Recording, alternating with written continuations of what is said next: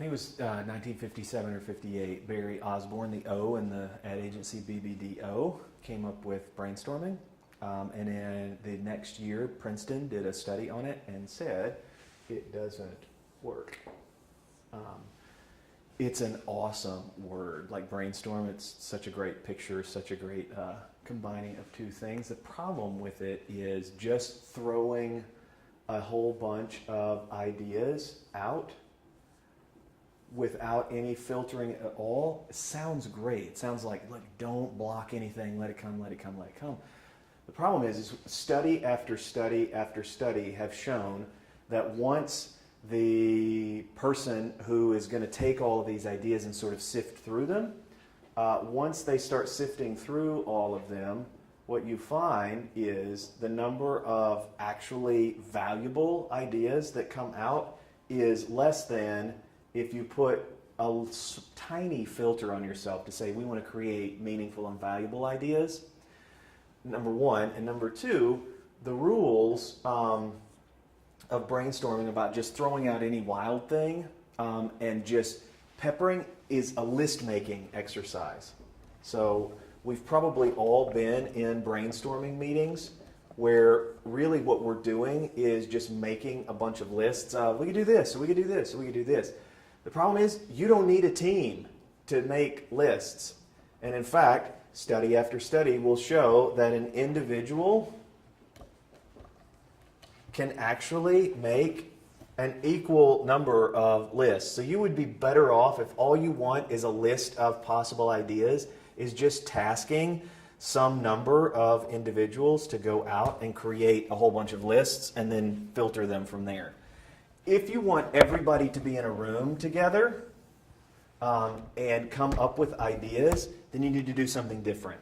And so if you are all about collaboration, which I would argue you should be about collaboration, because if you look at the history of ideas, what we have in America is a myth about where they come from, right? They would tell you the myth of the lone inventor, right? So Edison slaving away in his lab, right, working on idea after idea after idea, right? No, he's not. Edison had a lab that had a lot of people in it, and a lot of his ideas were built on the backs of other people's ideas that came before. Okay, so what about somebody like Picasso? Surely in the arts, right? Somebody as iconoclastic as Picasso. No, Picasso happened to live in Paris in a very, very particular time when they were going out to restaurants, and he was meeting with artists and writers and poets and musicians and thinkers and people who were good at getting everybody together, like Gertrude Stein, etc. And the ideas were all built out of collaborations. And so this is something that's new in the whole study of creativity and ideas and where they come from. And what they're finding is these collaborations work best and happen best in a context of conversation. And so getting a group of people together to have a conversation, either looking for a new problem or trying to solve an existing problem, is a much better way of doing that. And rather than brainstorming against something, what I like to do is I call it deconstruction.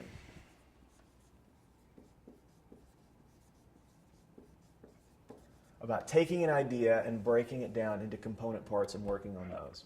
And in fact, I think it's such an important way of working that I'm going to make a separate video about it. So stop brainstorming, start collaborating. Don't buy into this myth of the lone inventor. Start getting into groups and having conversations and working on this, because list making can be done by individuals, but real collaboration, and especially breakthrough collaboration, breakthrough creativity only happens when you collaborate with others. All right, thanks.